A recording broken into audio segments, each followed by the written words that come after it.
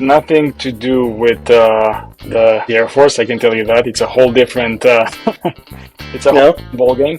Yeah, but I see like a lot of lessons learned, especially around leadership, management, execution, people. I think at the end of the day, companies succeed and fall on people, right? I mean, the tech is amazing, but at the end of the day, it's all the people. So we see it as like we aspire to be like best tech and best people, and to grow our people and to nurture our people and to make them the best leaders they can be, regardless of the tech.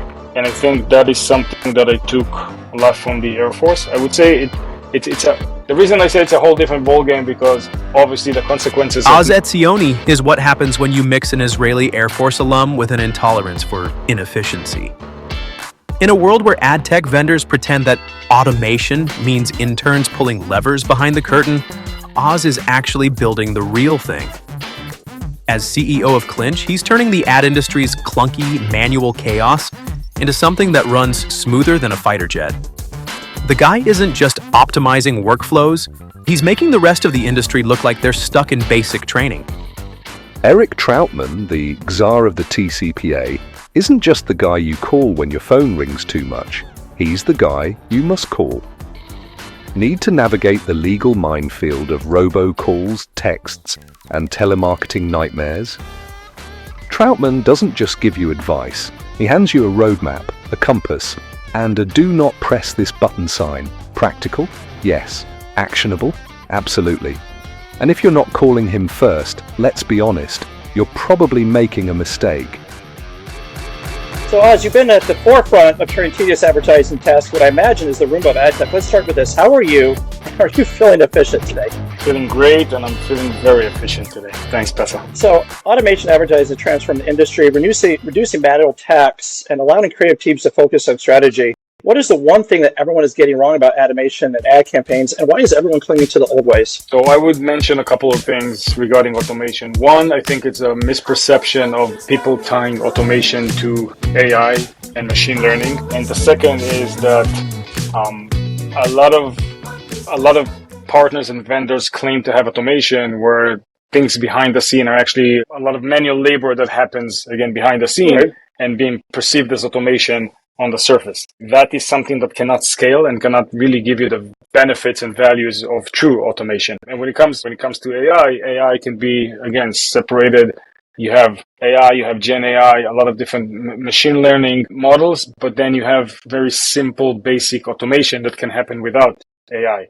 How much do you think is AI ML versus just decision trees? How much is in the industry right now? I think most of it is pure, simple automation and not too much of AI. So it's just if-then statements, basically? A lot of it, and even some of that automation might happen even behind the scene, doing a lot of manual work. So I think that's why it's very hard for brands, advertisers, agencies to differentiate between what is true automation, what is true AI, and understand the real and see the benefits throughout the workflow of what is really benefiting to what I'm trying to achieve. Is it creative production at scale? Is it serving? Is it trafficking? Is it media buying? Is it insights and analytics? There are different types of automation, different type of application that AI can help you with. It really depends on what you're trying to achieve. According to the industry report, tech efficiencies can increase productivity by over 1/3, yet many teams remain hesitant to embrace full automation due to fears of job displacement.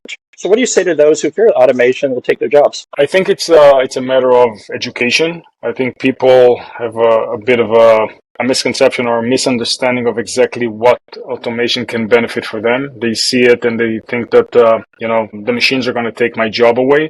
That's not the case. I think most of our industry became more of executioners, right? Like running after the tasks that need to be done in order to execute in time as required by the brief, and less the way it should be of using automation, AI, and a lot of technology to expedite and create efficiency throughout the process and let people be more strategic thinkers and see the big picture, what the brands are trying to achieve, how you connect and become really omni-channel, which ties into a different conversation of people think they run omni-channel, but actually run multi-channel, right? So it's given that perspective of being able to do more at the same time, utilizing automation and. So how do you decide which tasks to automate versus which tasks you leave for humans? I think it depends. First of all, it depends what your role in the workflow, right? If you're creative, if you're ad ops, if you're media buyer, etc., etc. So, for each role, I believe there are things that need to be still supervised or defined or conceptualized by human beings, and they should use the machine to automate and scale up the delivery, right? It could be creative. You come up with a concept, the machine can suggest some stuff, but at the end of the day, people will come up because they fully understand today, right? Where at this stage, the people still understand the brand, what they're trying to achieve. They understand kind of like the guardrails and the safety zones. They understand what channels you're going to run, and then they come up with a master plan. From that point, once you have a master creative, you can start generating different variations and different executions automatically with a machine. Same happens on the media side. A lot of those steps that happen after the concept and the strategy can be fully automated by platforms and different types of automation. So you launched Copilot in September. How has this shaped your day-to-day as a CEO? Do you use your own product? Yeah, we're using it. And the reality is that what we've done is, we took a step back and we realized that everybody's going to shout that they have GenAI integrated after a couple of days. For us, it was really to take a step back and look at where are the right places to implement GenAI and how within the workflow.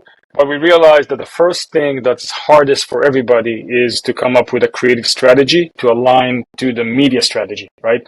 You know which audience you're going to buy impressions and when and where. But what you don't know is how to build a strategy to decide what are we going to show that person or that audience once we need to show a creative in the impression. And we tackle that first because we feel like this is unlocking everything else. And we build different agents within our platform, within Copilot. And one of them is that creative strategy that allows you to literally speak to the system or prompt it with text, tell it what you're trying to achieve, how, and it looks at everything that the platform is capable of doing across all the different channels, look at your historical data, understand your brief and KPIs, and build a strategy with you as you go.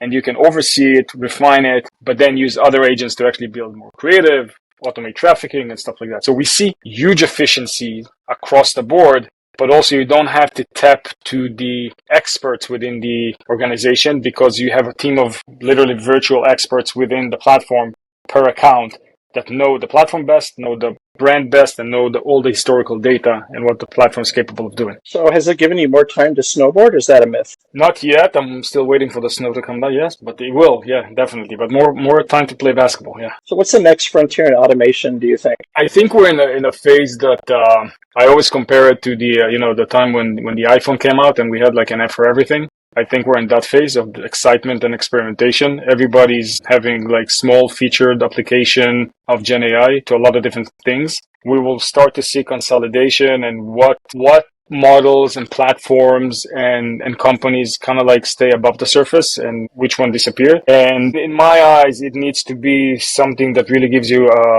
an end-to-end solution. You can't just use multiple different GenAI applications or companies or partners for every single task that you need to do throughout the workflow. So you got to look at it holistically, and brands and agencies eventually will decide on the 3-4 platforms that they work with, and they need to be connected, communicate with each other, but provide you really like AI and automation across the board. So GenAI has been heralded as everything from a magic wand to a digital overlord. So let's get real. What's the most ridiculous thing you've seen someone try to do with GenAI? And did you have to keep yourself from laughing? Well, I saw something that could be it can generate really cool things and really ridiculous things. I saw different engines that allow you to combine brands together in order to come up with kind of like a collaboration campaign. And it's up to you which brands you're trying to combine. So you can imagine some of the brands that you're trying to combine, what are the outcomes.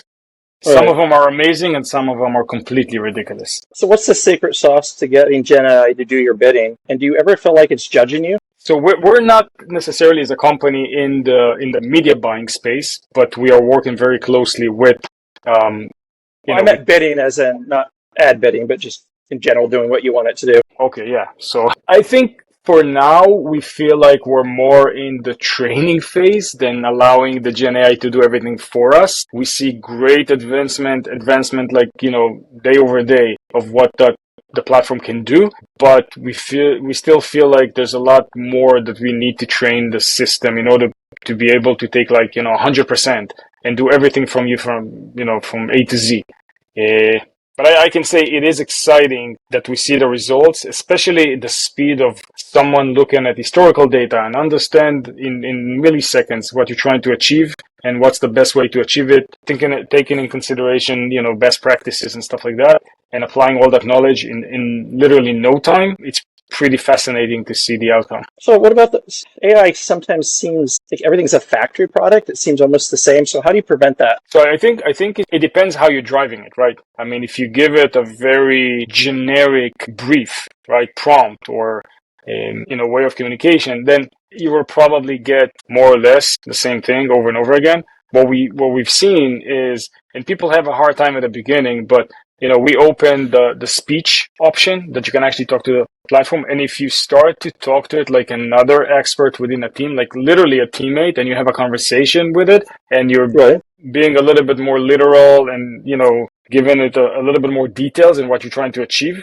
And it doesn't have to be a very professional way. It could be literally how you speak to a human being. Then the outcomes are very spot on and very different from one campaign that you're trying to build to another, one KPI that you're trying to achieve to the other. But I think it's like it's a shift in the mindset that we're not necessarily thinking that we're talking to a machine and we have to give it the same prompt again and again and expect different results. It's just literally have a conversation as if you're having with a teammate. And then things will open up and you'll see very, very different outcomes. So what's the most human thing you've ever seen the AI make? Anything that made you think that machines might have feelings? I saw some very, very good analysis, more the emotional side of things, how the anticipation of how a human being will react to something. And when you consider that this is still a machine, but all the different signals that it considers and all the different angles and aspects that it takes into consideration, I think I was very impressed with that level of granularity and how,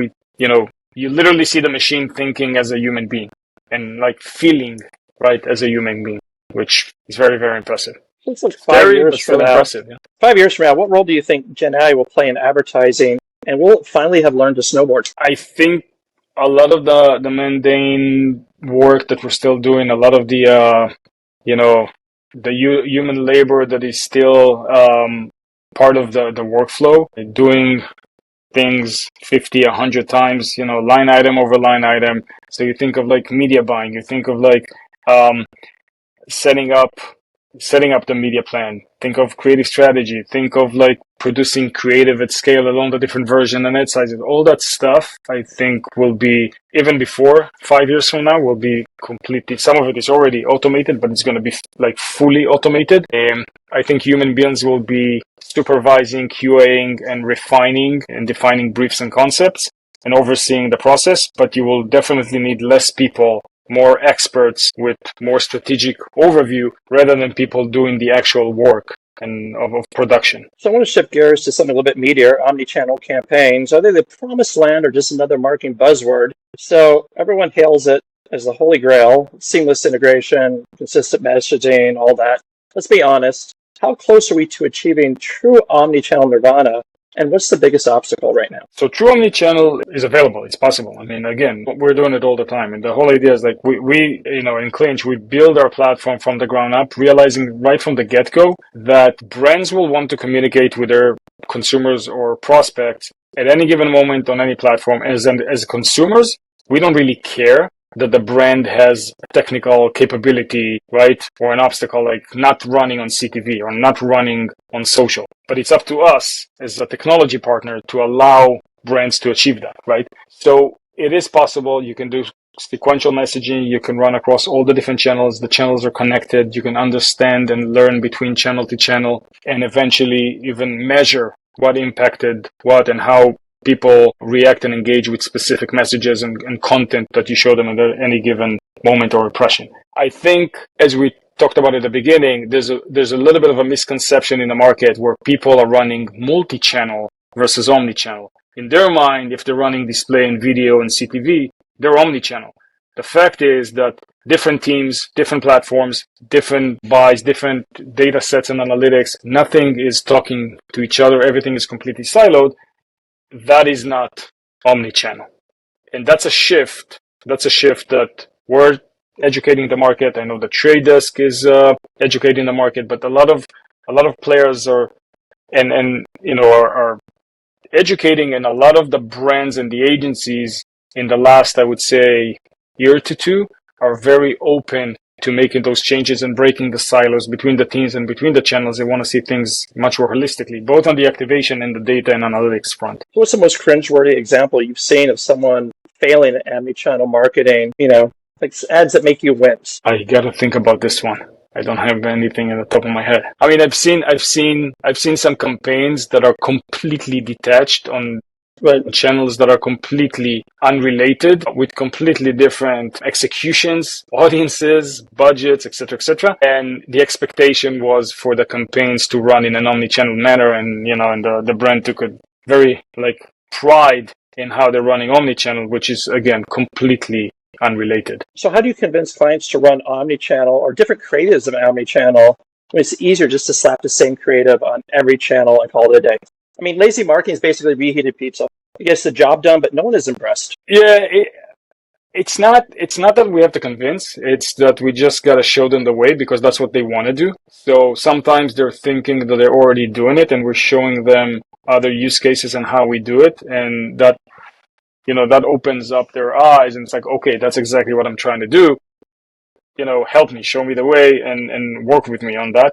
And so I think for some of them, it's sometimes easy to use legacy technologies or technologies they've been working with for years, because if it's not broken, why fix it, right? But then when they see something else, like, wait a minute, it is broken. It's not giving us what we're trying to achieve. It's not taking us into the 5-year roadmap that we have, and everybody else is starting to do it differently, the way we want to do it. So it's not really about a lot of convincing. It's, again, more of showing use cases, showing that it's possible and what's the best way to do it. And it's usually less scary and less cumbersome than what they think. To start doing omnichannel is really easy because you have everything in place already. It's just deciding on the right partner and learning how to do the strategy a little bit better and breaking the silos between the teams. So where do you see omnichannel heading next? Are we talking holograms, AR billboards, or something even wilder? No, I think the first phase is to get brands to actually run omnichannel before we jump into holograms. I think really, we've been talking in the industry for a long time about user journey and understand the consumer throughout everything and full funnel and how it's all unified. It rarely really happens on campaigns. I mean, I can speak about specific brands that we've working with that are actually doing it, but when you look at the majority of the industry, it's not really happening in a full omnichannel way. So I think for step one is to actually be able to run full omnichannel, and there's a lot of performance and insights and data that will be generated out of it, and a lot of learnings. The second phase is to really think of better user and consumer engagements and different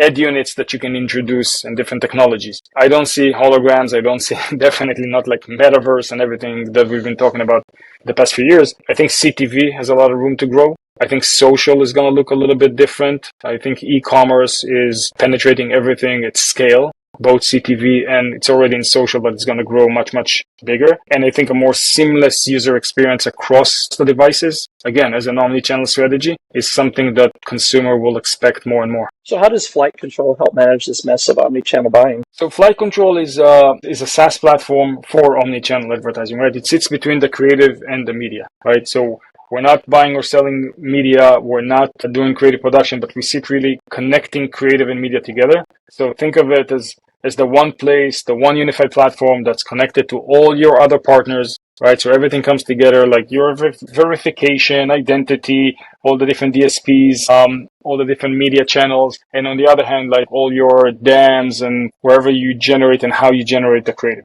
That is where you create creative variations at scale. That is where you create your creative strategy, utilizing, again, a lot of the tools that we talked about. Whether you want to use the GenAI or not, very visually and collaboratively, you can build creative strategies, okay? And then easily distribute them as an ad server and apply DCO capabilities, a lot of optimization and a lot of different data sources like time of day, like weather, sports, and stuff like that. And then, of course, you optimize the creative in real time of what's working best on audiences, people, location, etc., based on your creative strategy. And to sum it all up, then you have the data that's being generated, seeing holistically everything that's running across all the different channels. You get the analytics, the overall analytics, but then also all the data that we see as an ad server, knowing what was served to every individual, what's actually resonating with them and what's not. And we can push the data back so you can then buy the media better, build better audiences, and build better creative going forward. So I want to dive into retail media networks. Everything seems to be a retail media network today. Amazon, Walmart, and even my local gas station is trying to be a retail media network.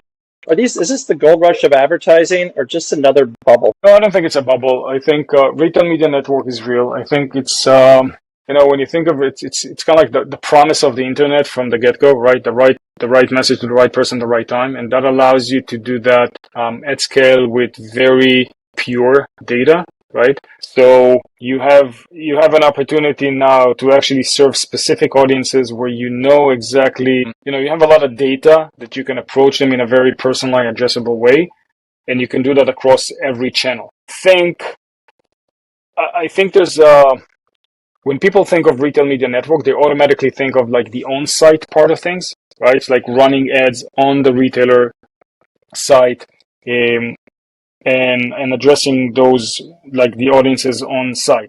Well, that audience is really limited because at the end of the day, you got a limited amount of people that actually visit the site on a monthly basis. The big potential, which people are not talking enough about, and that's where people talk about the $100 billion industry, that's where the money is the data monetization, right? It's taking the first party audiences and actually running outside in the open web and in the walled gardens and serving the offsite. Right. And that opens up a lot of opportunities. And that's what I said, like the promise of the internet, because you are getting to the people that you want to get to with the right message at the right time, giving them something that is very valuable and relevant to them. And then you can close the loop on attribution back on the retailer side. So I think it's real. I think retail media network opened the door to the big business, which is commerce media, because with retail media network, you have the big buyers are mostly the CPGs. When you look at commerce media, hospitality, finance, right? It suddenly opens up the door to all the different advertisers utilizing that data across all the different verticals. And we will get to that flight control actually expands retail media networks' reach across channels and addresses fragmentation issues. Can you explain that? Yeah. So we are specializing in the offsite, right? That's where we really excel. We stood up the Albertson Retail Media Network with them right from the get-go about 4+ years ago, and they've seen great success, and we're doing it with several more retailers. So we have a lot of knowledge and a lot of experience building and scaling up real fast the offsite of the retail media network. We can do the onsite as well, but I think like I said, the focus is really on the offsite because that's where the potential and the future is. And think of all the big brands that are coming in, looking to immediately deploy and activate in different channels, right? Their products, pricing, messages, all that stuff is already within the platform because the retailer has those feeds or that knowledge, and they can come in, make some tweaks, and launch almost immediately across all those channels, and then get attribution to what's working and what's not, literally in no time. What they used to have is those analytics and data coming up like a month or a month and a half after the campaign ended, and only then they go and improve. Now they can see constant optimization and improvement on the go. So what happens when every retailer has a retail media network? Are we headed for retail media saturation, or do you think there's actually enough pie for it? I think we will see, the brands and the industries eventually need to choose what's working for each brand. I think they're experimenting now. Another thing in the retail media network world is that it lacks standardization. So it's not only choose where the best audience is and run, it's also, you got to adapt to each platform, right? And each publisher, the way their specs work and the way, you gotta submit everything. So it's almost like a different beast with each one of them, which is something that we help to facilitate with automation, but still in their mind, it's much more complex to buy media across all the different retail media networks. So I think within time, what we'll see is the big ones with the better data will survive, and the ones that will provide better ROI with their audiences to the brands and the advertisers. And the advertisers will create that group of RMNs that are buying from. Many of them will eventually realize that they don't have enough data or not enough valuable data that they can survive as a retail media network, and will go back to just have a retail business. So the ad tech world feels like a Vegas poker table lately. Everyone's making bold moves, but all of them seem smart. So what's your take on the current merger and acquisition frenzy? And does it actually help innovation, or is it consolidation dressed up as progress? I'll start I think what Sir Martin Sorrell just said yesterday about the Omni-channel merger. He basically said it was two drunks leaning on a light post. Yeah. I'll start from the end. I don't think it's driving innovation. I think the contrary. I think it delays innovation. I think the losers from all of that are the clients. I think the clients and obviously some of the employees that from that consolidation, there will be massive layoffs, unfortunately. But I do think, like, if we go back to the technology part of things, I think it's more, consolidation is being a buzzword in 2024. We haven't seen it that much, but we know it's coming. And I think 2025, we're going to see much more consolidation across the board, whether it's agencies, technology, players, etc., etc. I don't see it as an innovation driver. I think it's the other way around. I think it's we had too many players doing too many specific elements within the workflow, and those are becoming redundant, right? And so other bigger players are trying to do an end-to-end or provide an end-to-end solution, and are consolidating with those ones. You got others that are struggling and need to consolidate in order to compete, to stay in competition. But I don't see it go away anytime soon, and I don't see it taking our industry forward in a good way when it comes to technology innovation. So what's the craziest M&A deal you've seen recently? It just didn't make sense, for example. I think it's Omnicom and IPG. Really? It's a massive one we haven't seen for years, right? And so how do companies like Clinch stay competitive when giants are gobbling each other up? Because we are partners. I think the fact that we don't buy or sell media, we're not really playing in that playground. We're not competition. On the contrary, we have a good partnership with all of them, all the holding codes and all the independent agencies, and they utilize us as partners, both for the terms of technology, but also in terms of knowledge, strategic thinking, and thought leadership. So for us, does it really matter that it's going to be Omnicom and IPG together? For us, it's really wait and see how this new beast will look like when they're together, but we're going to continue to work with the both of them for now, and then with the consolidated entity once it's there, it doesn't really matter to us. Again, we're not stepping on their toes in terms of the core business, and they're not stepping on ours, but we're complementing each other, and they're using our technology to power their brands. So if you could buy any company tomorrow, no strings attached, what would it be and why? And you can't say Hershey's. Trade Desk, because first of all, I think it's a great company doing a great job with great vision, and we have great partnership with them, and we see very closely how they operate and what they do and what we're not, and we're coming. If you think of like the full workflow that needs to, in order to launch a campaign, for example, is like we come right before everything they do, right? So you start with the Trade Desk when it comes to the media and the planning, and we do everything before, right? All the creative versioning, preparing the creative strategy, getting ready for the ad serving and all the DCO strategy and activation, and then you go into the Trade Desk. So from all the partners that we have, and we're connected to a ton of DSPs and media platforms, whether it's social or programmatic, I see them as the most innovative and visionary partner. And that immediately when we're done, you go into the Trade Desk. So it's really completing the whole workflow from end to end, giving you a full-blown solution. All right. I strand everyone on a desert island on this show. So we're going to strand you on this desert island, no Wi-Fi, and only 3 items. What do you bring, and how long before you start trying to build a makeshift snowboard out of palm trees? I would say, I don't know, sunglasses, bathing suit, and a knife probably, so I can build my own snowboard. Well, actually, it's a surfboard. If it's an island, but yeah. Would you prioritize survival or entertainment? Survival. And who's your Wilson? That's a good one. I don't know. It'll be probably my knife that I chose to take there. You're going to start talking to your knife. Is it a little knife or one of those big Bowie knives? No, I would prefer like a good strong knife so I can build a board and utilize it for survival. So if you could only eat one food forever on the island, what would it be? And again, I'm guessing chocolate. Hey, it'll be chocolate. And what's your strategy for getting out of the island? I don't know. We'll see. Maybe it's not that bad over there, you know? I got chocolate, I got a surfboard, I hear Israelis love islands and beaches, so and maybe just stay there. You got a surfboard and chocolate. What else do you need? And who do you want to be stranded with? Anyone alive or fictional? And don't say Elon Musk unless you want to build a rocket out of sand. You mean outside of the family, right? Not to bring the family in. I would never bring the family. Everyone says family, and I think they're nuts. I would love to have a good conversation on a desert island with, I would say, Michael Jordan. Right. That's what I bet. I bet you're picking Michael Jordan. Yeah, there you go. You got it right. Yeah. So what's the one piece of advice you give yourself? What's the one piece of advice your desert island self would give you? Start using GenAI 2 years earlier, before that revolution. You learned that in the island. You ask any advice, right? That was the fastest island section I've gone to. It was like 2 minutes. That was amazing.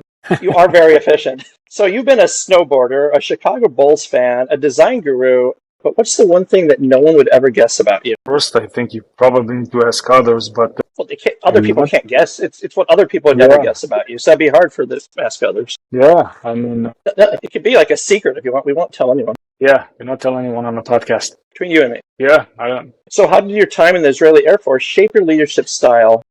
And do you ever feel like running a company is just a less intense version of command? It has nothing to do with the Air Force, I can tell you that. It's a whole different whole ball game.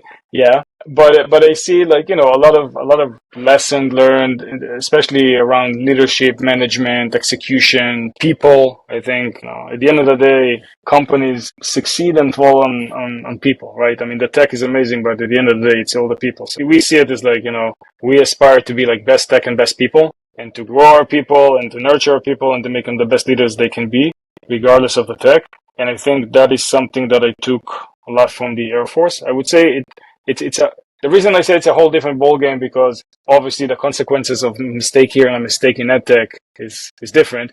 But it's also, when you think of like the military and the Air Force, people are there because they most of the time need to be there, right? Right. And here, you know, it's a job. People can choose not to do that. So it's a little bit of a different interaction with people. But, you know, people at the end of the day are people. So you got to treat people and you got to learn how to work with people. And sometimes not everything is perfect. So it's really, how do you nurture that and how do you find the right place for everybody to grow? So I would say from all my years in the Air Force, yes, airplanes, and yes, all the stuff that has to do with the Air Force. But my biggest take is how to manage and how to lead people going forward. Do you still fly? Or did you fly? I used to fly a lot. I don't fly anymore. No, especially not now when I live in the US. So no, not anymore. So what's your guilty pleasure when you're not working? Besides is it involving chocolate? I would say basketball. Basketball is a passion. You're any good?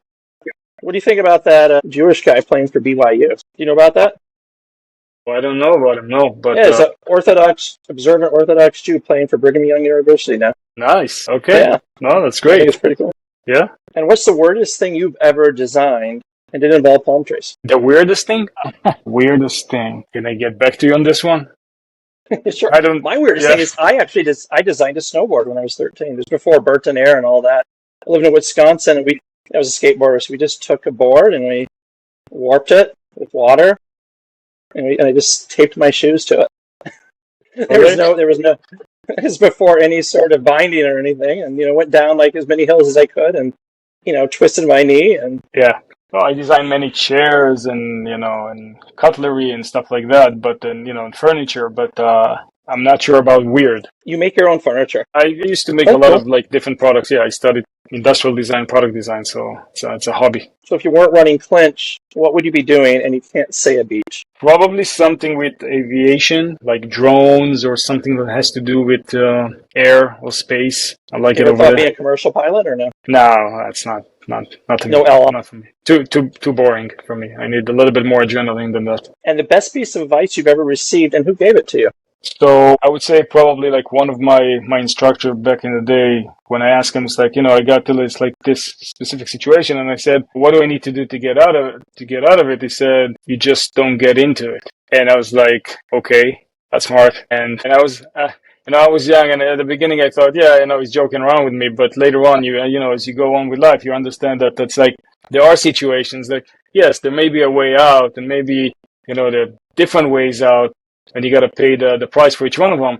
But the best thing is to think 10, 15 steps ahead. And that's all about, like, I took it also in terms of like management and leadership. It's like, part of our role is not to be all the time back to back to back to back. And, but that empty space in the day is really important, that you think, and especially think ahead, in order not to get into those situations where you have to work very hard to get out of and pay the price for that. So what's next for you as both the CEO of Clinch and the guy who just really loves childhood and snowboards? I thought it's buying the trade desk. No, that's no. I think, listen, we're seeing great success here at Clinch, and with Fortune 500 brands and the partnership that we have with the media platforms and the agencies. The way we see the market, with our platform in place, with the results we're seeing, with the awakening around Omni-channel and GenAI, we are in a great position. So we put a lot of effort now to scale up the business. So I'm very excited, in terms of like 2025 and 2026 to see this business grow, because we invested a lot in building our own tech. Everything is in-house, building our people, our team to be the experts and partners they are. And now it's time to see it scale up, exponentially more than what we've seen so far. And that's it, folks. Oz Etzioni just gave us a masterclass in how to make ad tech less of a dumpster fire. Seriously, while the rest of the industry is duct taping automation to their pitch decks, Oz is busy turning Clinch into the Swiss Army knife every brand wishes they had. Now, before you click away to check your Slack messages or pretend to circle back on something, I need to thank the people who make this show possible and keep me stocked in caffeine and sarcasm. First up, Troutman Aman LLP. If you're in ad tech and still managing legal landmines without them, you might as well be juggling chainsaws blindfolded. These folks are the real deal, razor sharp, fast, and about as no nonsense as a cease and desist letter. Then there's incremental.com, because someone needs to tell you when your ROI is just noise. They're the ones quietly sitting in the back of the room, pointing out that maybe, just maybe, throwing money at clicks you can't measure isn't the strategy you think it is. Without them, I'd probably just be yelling into the void. Stay bold, stay curious, and know more than you did yesterday.